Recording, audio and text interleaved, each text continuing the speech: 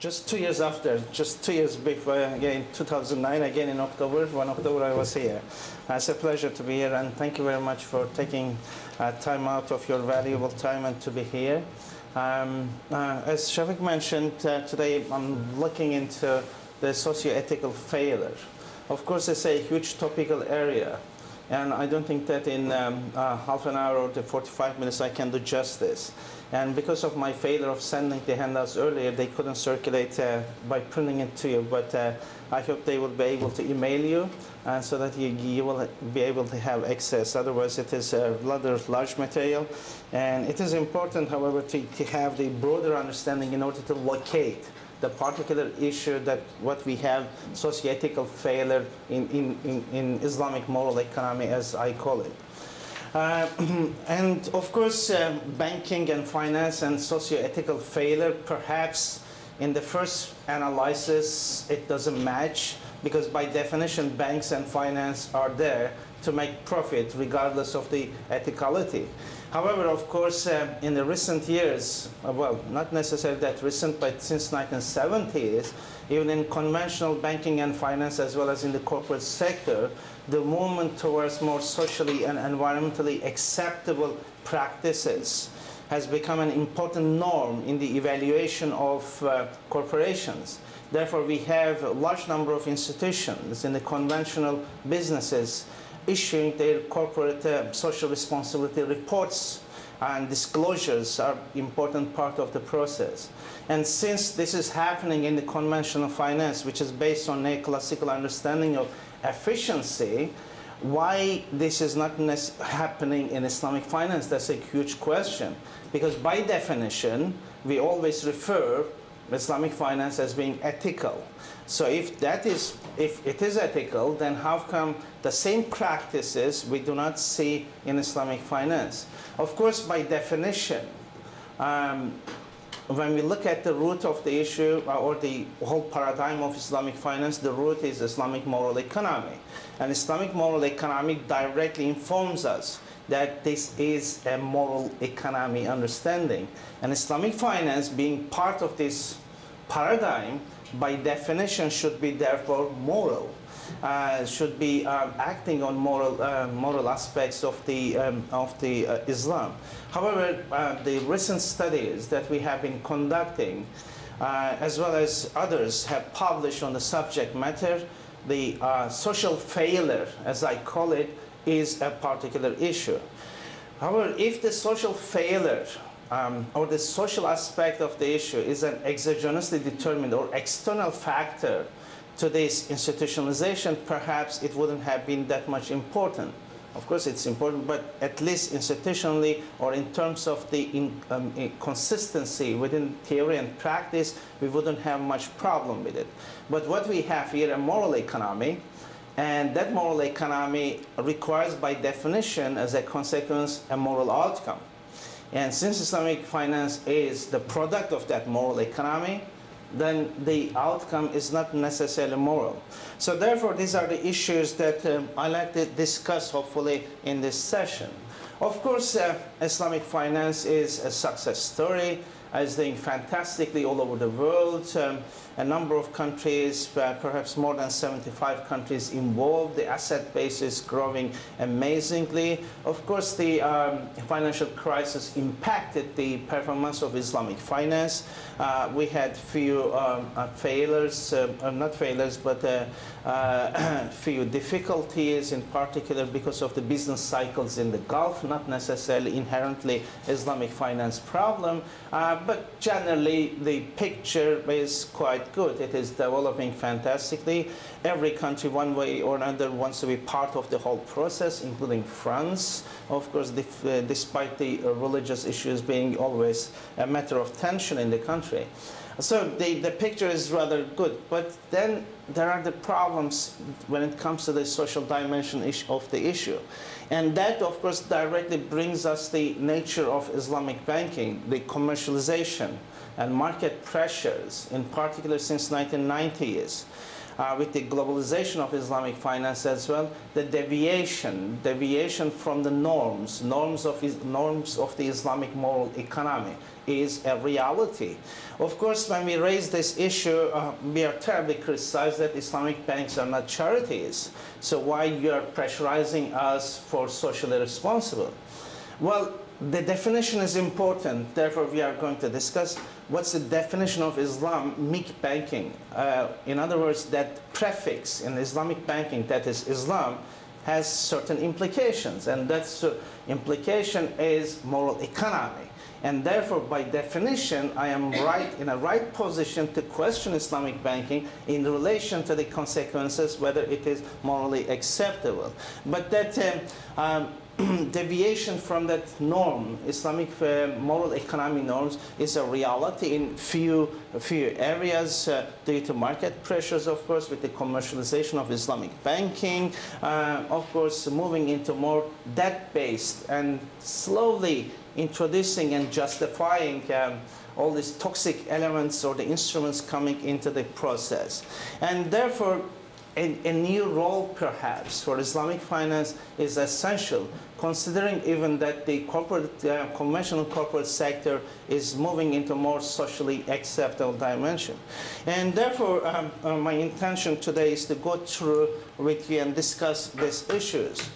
Of course, the recent debate started very much around the Sharia-compliant finance versus Sharia-based financing or Islam-based financing. That directly refers to this difficulty between the two because it directly identifies that there is an aspirational Islamic finance, that is how it should be, as opposed to how it is practiced today. Because on the one hand, we have, of course, Islamic banking shaped around efficiency and profitability, which is very much normal. But on the other hand, the call for moral outcomes as well, and that moral outcome is not necessarily happening.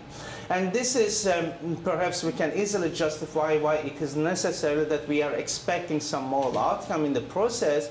Those of you familiar with the literature on Islamic economics, banking, and finance, you would see that mainly 1970s, beginning of 1970s, the initial writings on the subject matter, but mainly focusing on the developmentalist failure in the Muslim world, directly referring to the developmentalist need in the Muslim societies, and therefore trying to find a solution, an authentic solution in a culturally relativist matter, namely Islamic manner, to find a solution to the problem.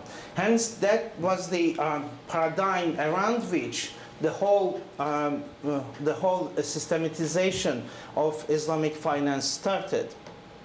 And therefore, the theoretical dimension of the issue is very much refers to how in developed society or how economic development can be achieved. And even going further, not necessarily simplifying or relegating everything to economic development, but larger human development. And if you look at the writings of Chopra, Naqvi, Khurshid Ahmed, Sadr, and others, very much the same theme always comes up, how the economic development can be achieved, or the development in a larger perspective can be achieved. And therefore, when we look at as a theoretical base to that and what is happening today, that gives us an understanding that perhaps the divergence that we are talking is not necessarily just over-exaggeration of the story, but is reality that is affecting us. So when we look at, therefore, I call this founding fathers aspirations was very much a systematic understanding how to overcome the economic problem. And within this, of course, they considered Islamic finance being part of this larger paradigm rather than being just institution of financialization. And there is that distinction which I'm going to touch on, the financing and financialization. This is an important distinction. Then, therefore, in the initial aspirational worldview, the whole issue was financing the economic activity in a real economy manner. So the link between real economy and financing was recognized as an important part of the process. And therefore, one way or another, an ideal of Islamic developmentalism in economy was considered as part of the process. Therefore, if you look at the initial writings and the theoretization, which of course paved the way for the development of Islamic finance, is very much around this theoretical understanding how an economy can be created, an economic system can be created. And of course, economy is a much larger concept than the finance. Finance is part of the economic system as we understand. Therefore, is a paradigm, is the Islamic system of economics mainly, rather than just being Islamic finance. And therefore, when we look at the definition to establish a benchmark in relation to socially judged Islamic banking, when we look at the definition, what we see in the early definitions of Islamic economics, what we see always, the justice element is coming very much into the agenda. It's always the realization of justice, the importance of social justice, and etc. As you can see, one of the initial definitions, 1974, is the science that deals with the wealth and its relation to man from the point of view of the realization of justice, and hence it always comes up. Again, Hassan al-Zaman's definition, we would see that justice, social justice, realization of that, as well as individual's development is mentioned. Again, another definition by Akram Khan, as you can see, the human falah, the human welfare, human happiness is the subject matter of Islamic economics, and etc., Chopra and others. So when we look at all this, it refers to a particular social paradigm around which the Islamic economics as a paradigm is constructed, socially constructed. And that is important to state before going into deep when we talk about Islamic economic system, and for that matter even Islamic finance, this is not directly given in the Quran or the tradition, but the principles are there. So we are taking the principle to socially construct banks, at the same time the Islamic economics construct. Otherwise, the system understanding, of course, is not part and parcel, or in the Quran it doesn't identify, look, this is the system that you have to use, but with our ability with our understanding, with the principles that is enshrined in the Quran and the tradition, we try to socially construct the whole system as well as the institution. So when we look at in the process, what we see as what suggests us that this is a moral economic system, the principles directly located in the Quran and the tradition. And those principles, when we look at, again, is very much ethicality, is very much justice, such as the vertical ethicality, okay, that directly requires that the individual's equality in the sight of God, as well as the social accountability or the spiritual accountability in the hereafter. And therefore, again, the justice, as we can see even from the beginning, from the umbrella understanding of the tawheed or the unity of God, that immediately reveals itself as an ethical system.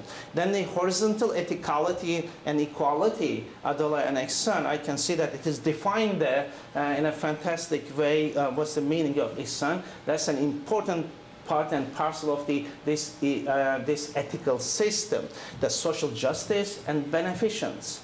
So we try our best to achieve social justice in the society with our economic actions as well, but at the same time, individuals aiming at achieving the ihsan or the beneficence level, being good, so of course excelling in themselves, but at the same time helping the others to excel. Hence, social justice, which is defined as well just over there in the same manner. And of course, the tazkiyah, the growth in harmony. Individual growth, the social growth, as well as the relationship between individuals, individual to society, individual to state, in a harmonious way, achieving that harmonious growth is an essential part of it. And Then going into another axiom, another major principle here, the enabled individual, enabled society, and the natural environment, because everything is created with a perfection, and that path of perfection has to be recognized, and any obstacle that is in front of this path should be removed. And to overcome the conflict between self-interest and social interest. So social interest always comes an important part of the process, but at the same time the recognition of the self-interest, of course, in Islam as well. And to overcome that, certain actions are made mandatory so that the conflict between the two can be overcome, such as the zakah, for instance, the charitable mandatory almsgiving for that matter.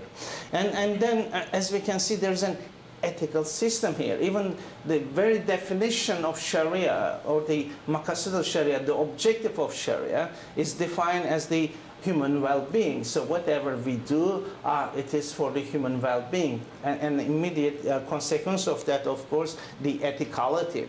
And the consequences of that, what it tells us, it's a very ethical society. Because of time limitation, I'm not going to be able to discuss all this, but equality in the society, yes, we all work hard and earn, but at the same time we have the social responsibility, returning the right of the society to society, having that social responsibility in front of us as an important element in our objective function. The wealth creation, there is nothing wrong with that. Islam is very much in favor of wealth creation, but introduces the moral filter. That moral filter again goes to the ethicality or the social justice in the process. Like any other system, we can easily locate the institutions as well here.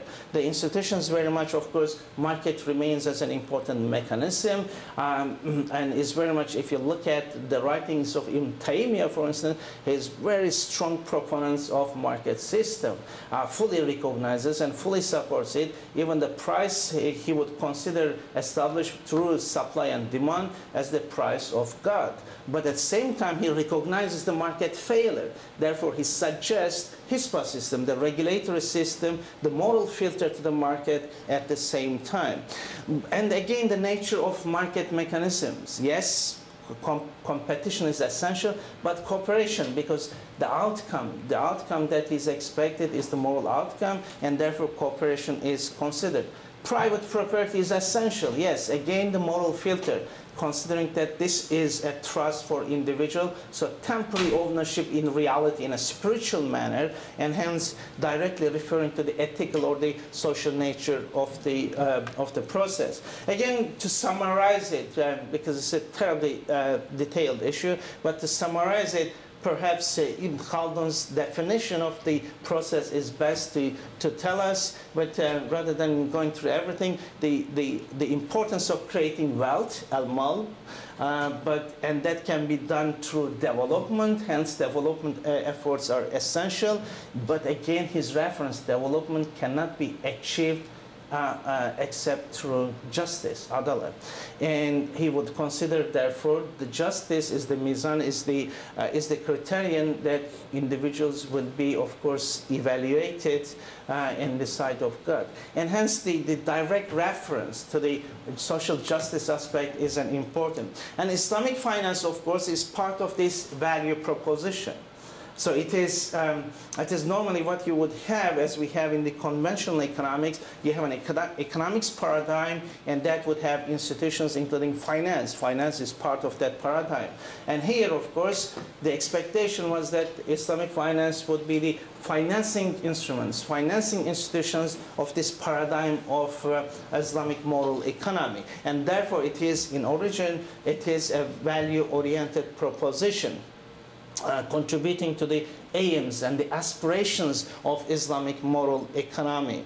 And Islamic finance, therefore, or Islamic financing in this paradigm impose the role of generating the necessary funding to achieve human development-oriented society as an essential part of the process. And therefore, the usual, as you all know, so I'm not going to go through, but important principles, the tenets, principal tenets, of course, course, as part of the Islamic moral economy. It's an alternative paradigm in terms of establishing morality in the market, establishing stability and link between real economy and financing. It is the community banking nature. At the same time, is grounded very much on the ethics and values. So these are accepted.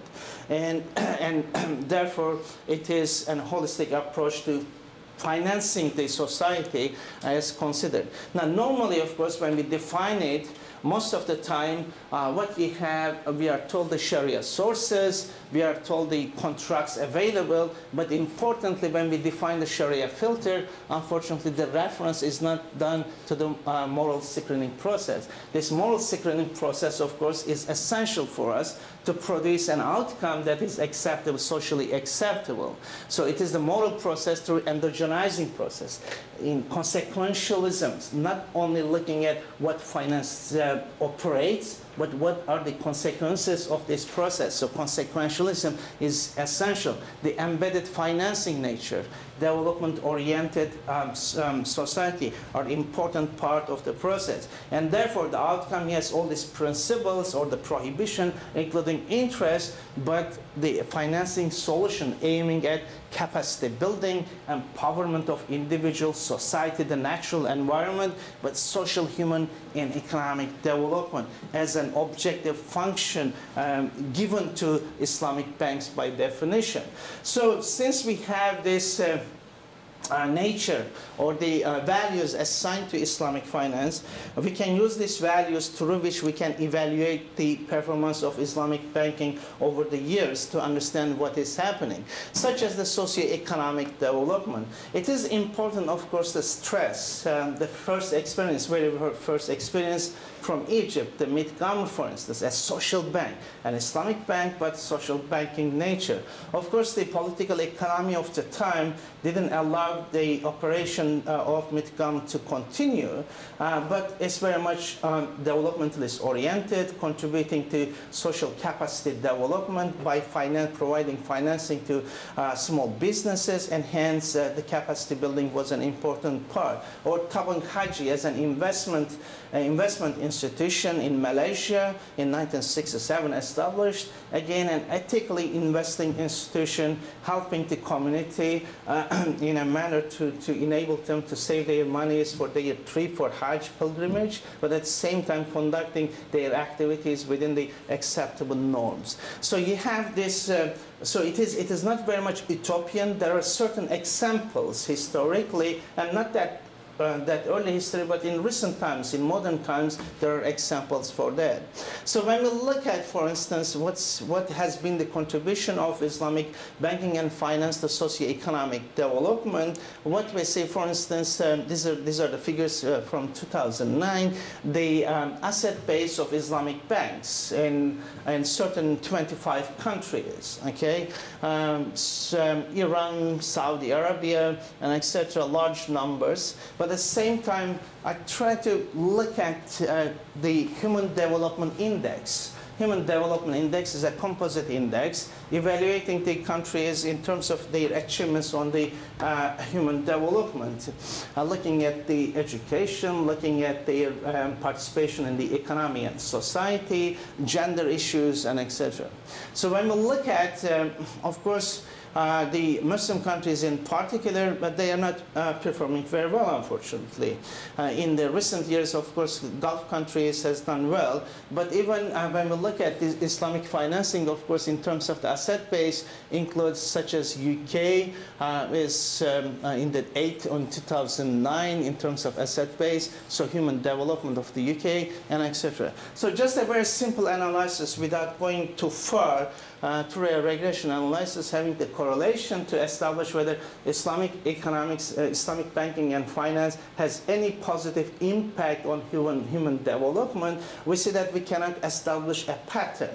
So there isn't any positive pattern coming out from the analysis, just simple correlating the asset base of Islamic finance and their outcome in terms of their contribution to human development. So even just a simple analysis will tell us, of course, you can easily criticize me on this by saying that, well, the asset base of Islamic banks in the countries in question are really small, the largest being perhaps in the Gulf as well as in Malaysia. Malaysia is around 20%.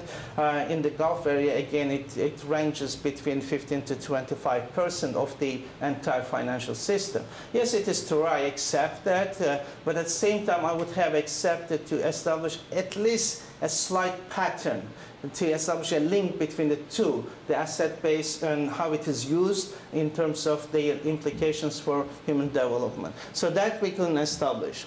The objective, again, going through the objectives such as the community banking, of course, as mentioned before, since early years, since the establishment of Dubai Islamic Bank as a commercial Islamic banking, of course, the market determines. So it is rather than demand determined, it's supply determined industry. In particular, the petrodollars in the region, of course, contributed to the rise of or the institutionalization of Islamic finance. Therefore, community banking understanding hardly has been an issue, despite the fact that it's always articulated as an important part of the Islamic finance paradigm. But again, regarding the Islamic finance being responsible finance, that responsibility, of course, requires the regulatory environment, coping with the regulatory environment, systematically check and balances on the activities of Islamic banks and financial institutions. Of course, we have two main regulatory environments in addition to the national regulatory environment in each country, IIOF and FISP. But of course, their rules and regulations are not mandatory. So certain countries have accepted as mandatory for their operations of Islamic banks, but in majority of the countries in which Islamic finance are, the standards established by these two institutions are not mandatory. So what happens, like we conducted a study recently, very recent study, just sent out for publication. We sampled 35 Islamic banks from different regions in the world, and we looked at their Sharia governance scores. We established an index through IFSP rules and standards, and we looked at how much they are complying with those rules and standards. And the result came out that none of the banks, and we had our index was like 50, okay, because we got the 50 standards from IFSB, and looked at the banks, 35 banks, none of the banks could come up to best practice as we define 60 to 50 point. As around 33% good practice, scoring 36 to 45, and another 40% improved practice in terms of scoring 26 to 35 point, and some in the emerging practice and some underdeveloped practice. And we thought perhaps if we correlate this with the how old the bank is or how long it has been operating, we might see that the older banks perhaps are doing much better in terms of establishing standardization in their institutions. However, the results show that unfortunately the older banks are worse in terms of their compliance with standards established by IFSP, for instance. So in terms of the other issue, of course, as part of this aspirational view of Islamic finance, as it's established, the restraining indebtedness. Of course, that's an important discussion going on. The whole issue, the asset-based Islamic finance as opposed to debt-based Islamic finance. So it's a whole discussion. There are huge justification, of course, why it is debt-based, to minimize the risk, of course, to reduce the cost, and etc. But of course, beyond that, there's that expectations how we can achieve economic development at the same time, because that's objective function has been imposed on Islamic banks, which is not recognized, of course. So the whole idea of whenever someone defines Islamic finance, the first thing would come up, of course, interest, prohibition of interest. The second is profit and loss sharing. So whether that profit and loss sharing is happening in reality, of course, is a huge question mark, in particular with the new products coming into market, including Tawarruk and others. So that is a huge mark. So looking at how much, what's the percentage of that financing in Islamic banking and finance, we see, of course, majority of the financing is debt-based. That's a reality. Such as in Malaysia, the data shows that around 92%, 92.5% to 95% of the financing in Islamic banking is entirely debt-based. In the Gulf is a bit lesser, around 75%, and this is a reality we have. So the whole definition immediately, when someone defines Islamic finance being asset-based, it is not necessarily happening, and that's the immediate definition. So it is not happening. Even looking at certain banks, for this is very recent data based on 2000 figures we collected from a number of banks, looking into in each categories of financing, how they are doing. As you would see that the asset-based instruments are hardly utilized by Islamic banking, and that's a reality. Of course, again, the reason is commercialization, because they are commercial, they are competing, and etc. But the whole issue, of course, ontologically, as an existential question, whether they have to do that. That's another issue. And another part, of course, contributing to the capacity building in a society, you would expect Islamic banking to operate in such areas which directly create value added. Okay?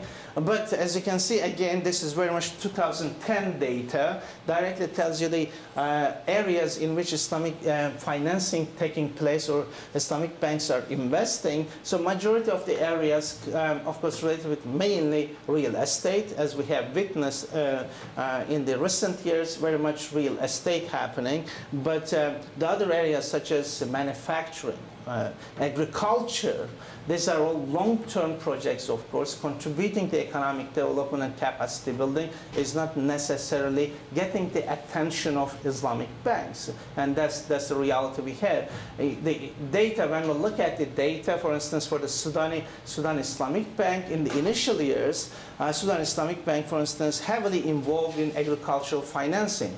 However, with the commercialization, of course, we're trying to compete with the market. In later years, they withdraw from that field as well, and hardly supporting the area. So the ethical investment issue, again, it brings us the whole discussion. Hardly, those of you who have seen the Islamic Bank's reports, hardly there is any disclosure, or the disclosures are terribly limited in terms of their corporate social responsibilities. Recently, we have checked, for instance, Saudi Islamic banks in a very recent study just completed, looking into their disclosure in corporate social responsibility, and out of 5, the maximum you get around 2 or 3 mark for each bank. So in terms of what they are achieving with corporate social responsibility, we have huge questions there. Now the issue, as I mentioned in the beginning, if it was a conventional bank and not necessarily directly contributing hugely to corporate social responsibility, that can be acceptable, because by definition, it's not a bank to contribute to social development. However, Islamic Bank, as we have gone through the whole conceptualization of Islamic Bank, based on that as an essential requirement, is an existential part of the whole paradigm, and it is not happening. Other institutions as well issued reports on the corporate social responsibility in Islamic banking. The similar results has been established. So therefore, we have a particular corporate social responsibility issues in that the scores are not necessarily encouraging what is happening in the Islamic finance in terms of contributing to the larger society.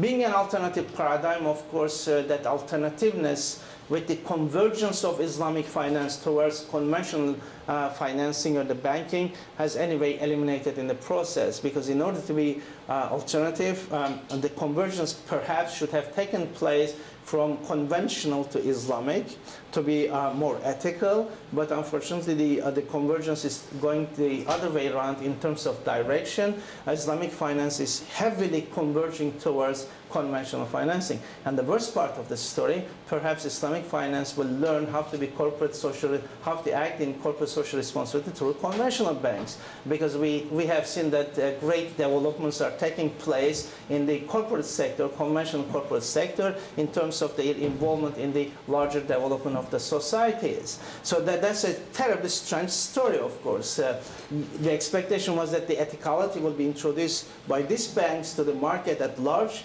but perhaps Islamic banks and financial institutions will learn. Perhaps that has been the direction of learning anyway in the last 100 years, and that will repeat in Islamic banking as well. Therefore, being a moral compass is not necessarily working in terms of providing that morality to capitalism. To produce socially acceptable outcome is not happening by definition. Perhaps considering as well, not necessarily directly involved, following the rules and regulation standards, they have more free hand than conventional banks for that matter. So therefore, fulfilling aspirations, how it's happening in terms of contributing to the larger expectations of the society, whether the life of ordinary people on the streets, where Islamic finance is growing, whether it has been affected. Of course, there's a huge question in that, because it is not necessarily happening, including microfinancing. The whole process of not engaging with microfinancing, contributing to that process, is something that, of course, is a huge problem, because fulfilling aspirations, at least, could have been achieved through microfinancing, but hardly many Islamic banks involved in microfinance. We have only a few examples, but the rest is not necessarily happening.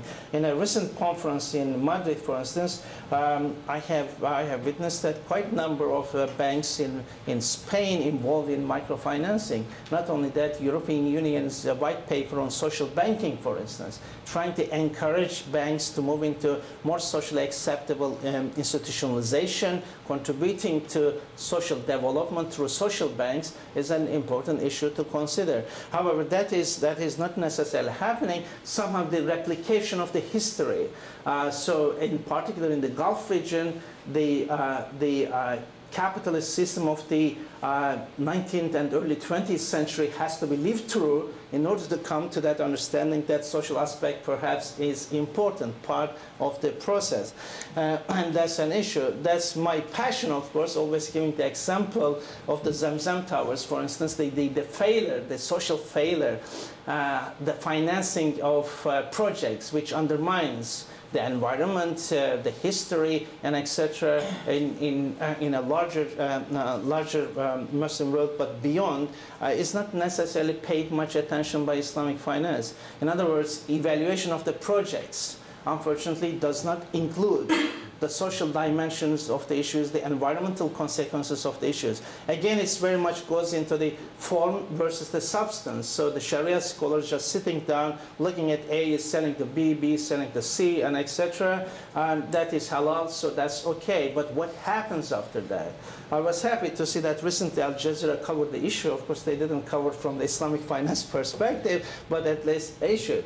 So this is a project financed by Islamic finance. Okay, just for instance, the Sharia scholar who approved it, I directly asked the question because we have other projects involved, the conventional banks involved, such as, I always give an example, there was a dam project in Turkey, Barclays Bank involved, but later because of the pressure from the environmental NGOs and other sectors, they have withdrawn from the project, financing the project. So just ask the question why Islamic finance could not withdraw from this project. As simple answer, people need accommodation. Okay, that's simple. Well, people need perhaps water and electricity as well. But social responsibility requires that you may not necessarily, for the short-term interest, you cannot sacrifice the long-term expectations of people, and that's the reality you have. On the other hand, of course, how many people from the Muslim world, when they go to Hajj pilgrimage, stay in Zamzam Tower? Looking at the per capita income in the Muslim world, of course, the accommodation cannot be utilized to justify the existence of the project. But even the simple advertisement, sitting sitting in your balcony and having your coffee over the whole spiritual understanding even undermined. And Islamic finance do not have any problem of financing that. And unfortunately, I haven't get this understood by the Sharia scholars, and that is a reality. So how it is happening? The time is passing by. Just, of course, one of the major reasons why we are having this social failure is the move from Islamic moral economy to Islamic finance.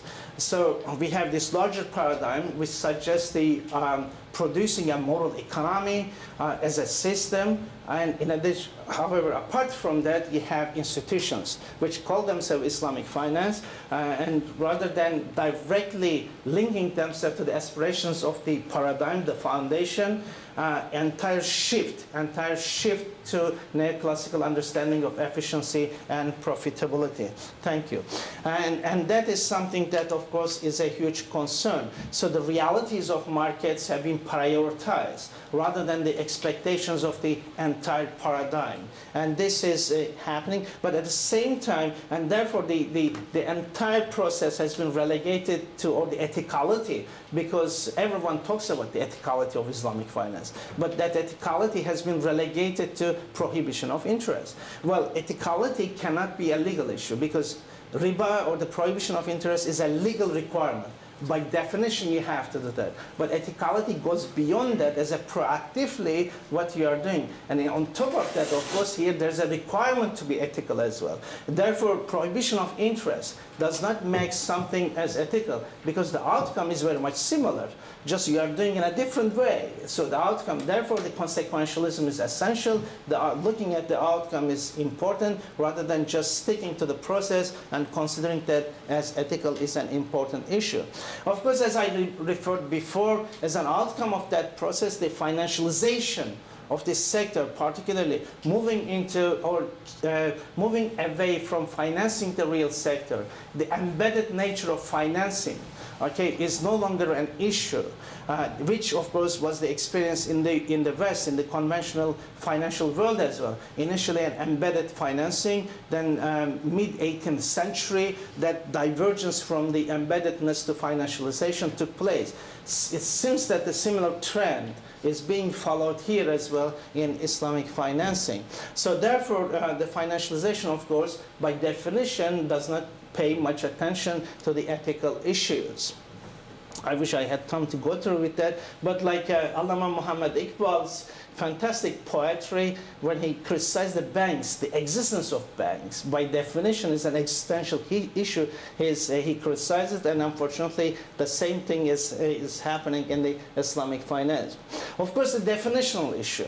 Okay, bank by definition is there as part of the conventional knowledge to maximize profits, the channel, the financing, and etc. So there is functional understanding of banking.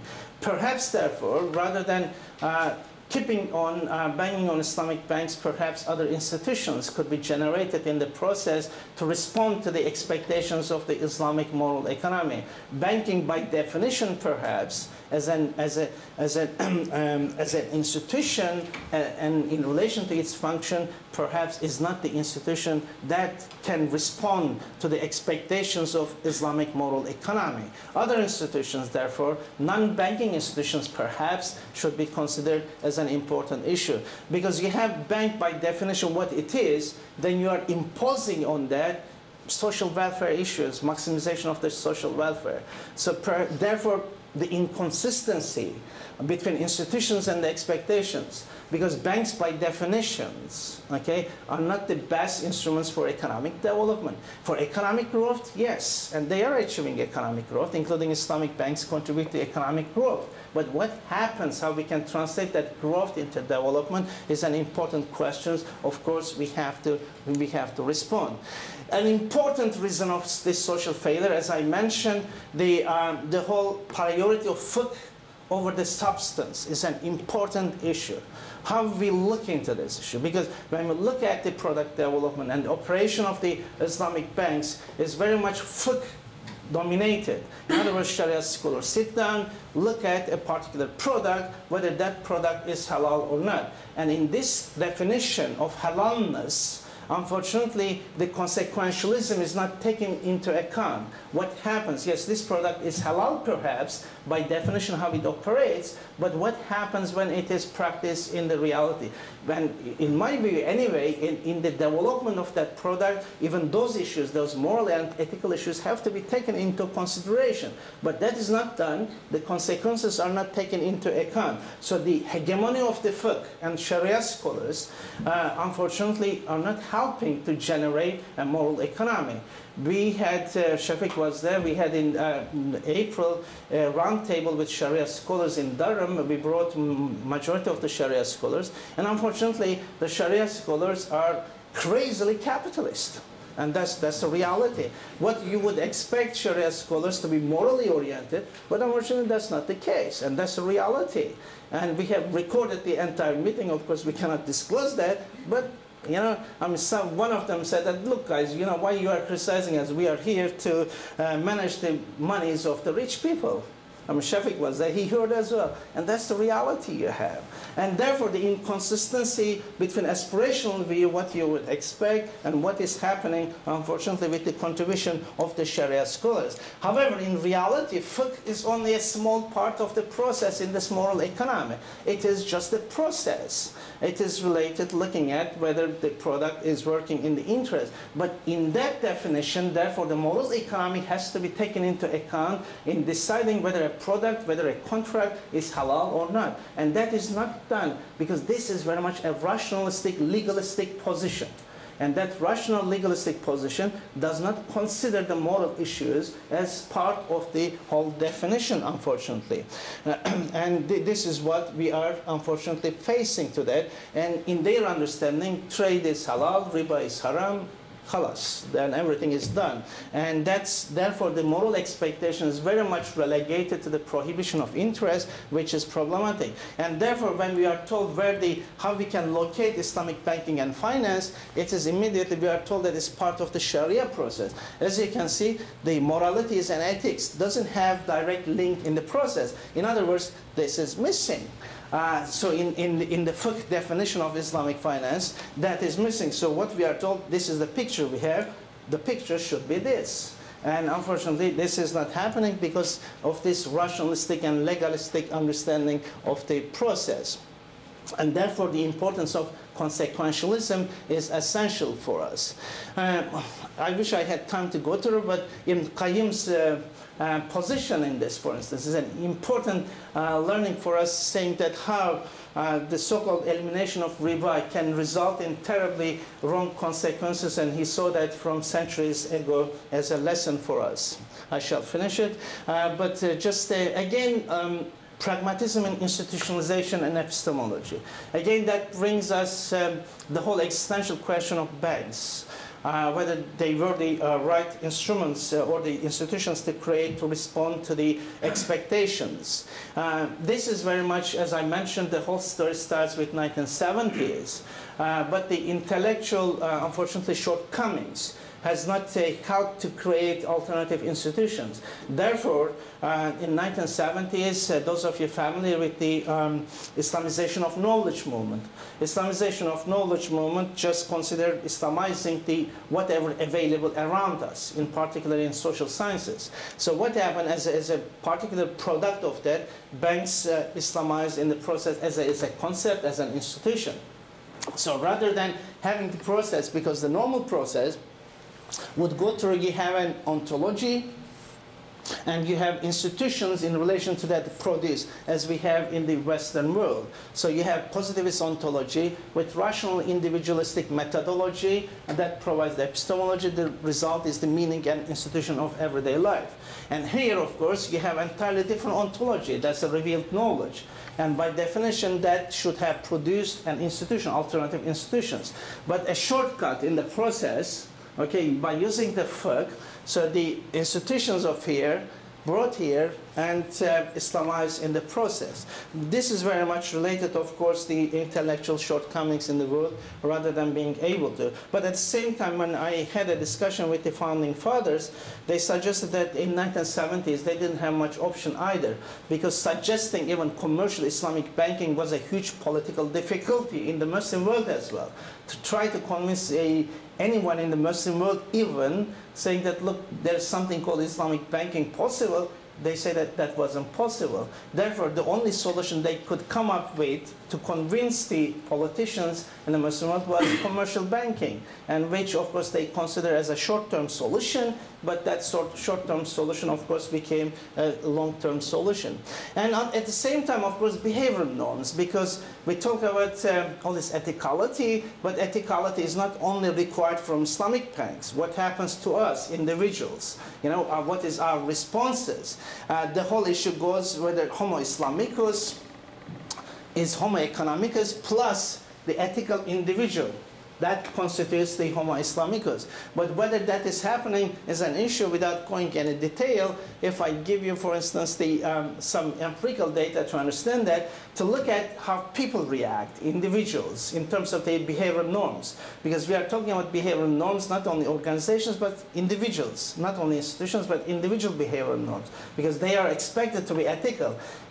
Considering that, like, the ethical financing in the Western world is very much a response to the demand. Rather than supply creating demand, there was a demand, and responding to that, ethical investment started in the western part of the world. So looking at whether that is happening. Like this is a case from Malaysia.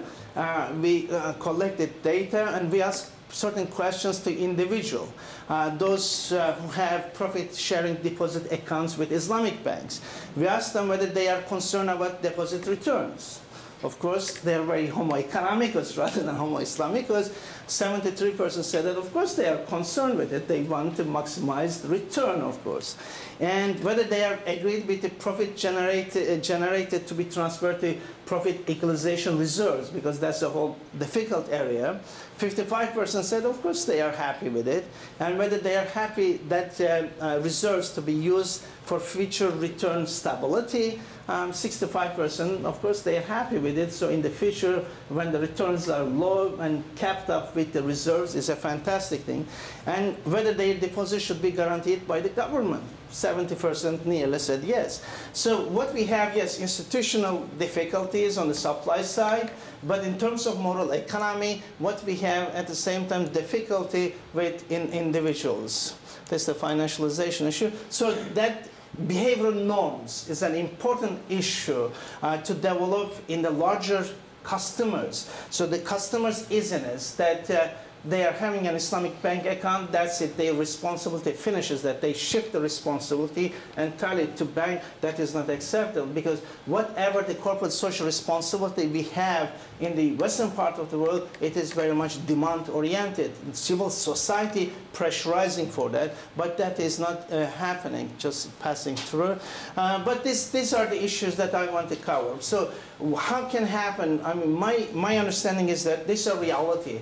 By discussing the social failure, I'm not condemning the Islamic banking as such, but that's a reality. We have a commercial Islamic banking, and that is there. It will stay there.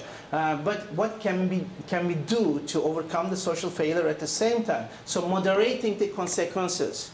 Having all social aspects, ethical aspect as important part of their objective function, one, and importantly as well, perhaps the third institutionalization have to start, because the initial institutionalization in 1960s, social banking. Then 1970s, since 1970s, is commercial Islamic banking. And perhaps a new institutionalization stage, in addition to commercial Islamic banks, perhaps other non-banking institutions should be generated in the process to respond to the moral expectation, the developmentalist expectations, but establishing a consistency between aspirational worldview and the realities of banking and finance is important. And I consider that social banking can be an alternative to respond to that, and that is something that has to be considered perhaps in the process. And with that, I finish. Thank you very much.